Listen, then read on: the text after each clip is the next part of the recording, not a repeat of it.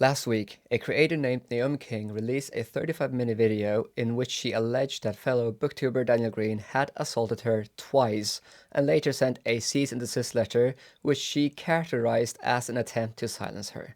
Now, that video deeply shocked me, as it did many others.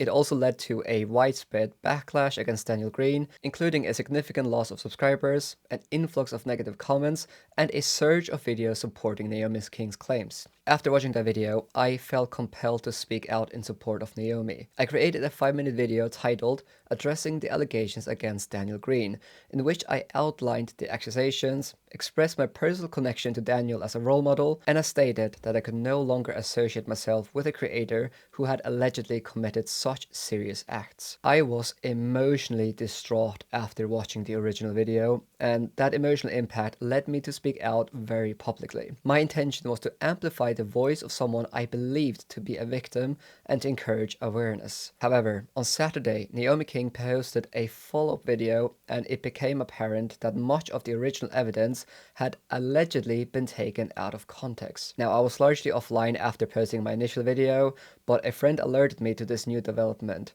And in light of the new evidence, it became clear that there were a lot of parts missing from the original video. I therefore made the decision to unlist my original video as soon as this was brought to my attention. Now, I cannot take back the impact my words may have had, and I accept responsibility for that. Today, Daniel Greene has released his own video addressing this situation, and I encourage everyone here to watch it to hear his perspective directly. Now, I want to make it clear, I deeply regret my actions for several reasons. Firstly, I allowed emotions to override good judgment, and I really should have taken more time to critically assess the situation before making a public statement. Secondly, this situation has caused stress and hardships for my family.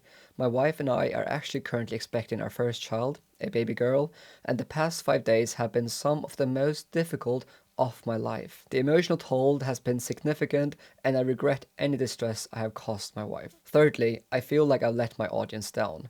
By reacting prematurely, I have contributed to this cycle of online outrage rather than fostering a constructive and fair discussion.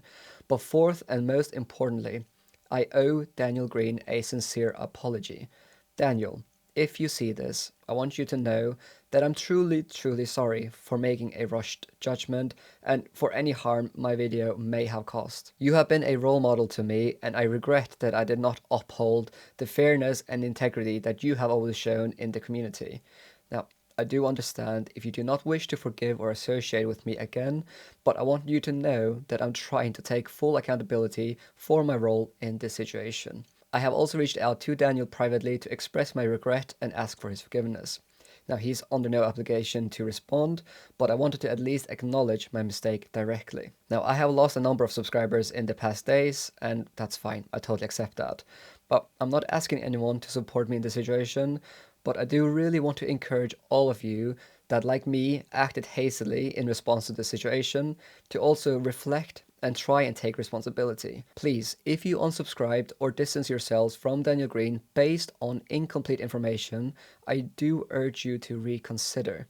Accountability should not only apply to content creators, it needs to apply to all of us when we engage in online discourse. To Naomi King, I struggle to comprehend the extent of the damage this situation has caused within the booktube community. Many creators, probably in the hundreds or even the thousands, supported you in good faith. Regardless of your intentions, this controversy has sown division, eroded trust, and potentially harmed future survivors who may now hesitate to come forward for fear of not being believed. And here I haven't even mentioned the potential damage you may have caused Daniel Greene. Now, I do not expect or deserve forgiveness from everyone, but I hope that those who have followed my content understand that my actions came from a place of good intentions, even if they were deeply flawed. This whole situation has been a significant learning moment for me, that I need to not immediately make videos based on my emotions, but rather be patient and occasionally wait until the facts appear.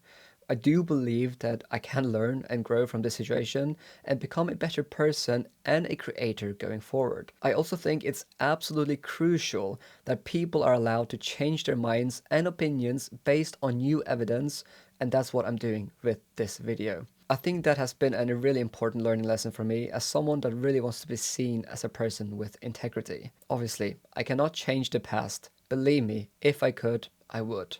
But what I can do is to take responsibility, try and make amends, and ensure I move forward in the right way. So, this will be my final statement on the matter. I look forward to turning my back on the situation and get back to why I created this channel, which was to create content that helped people fall in love with books and to be a voice for good in the community. May God bless you all and bring healing to those impacted by this horrible situation.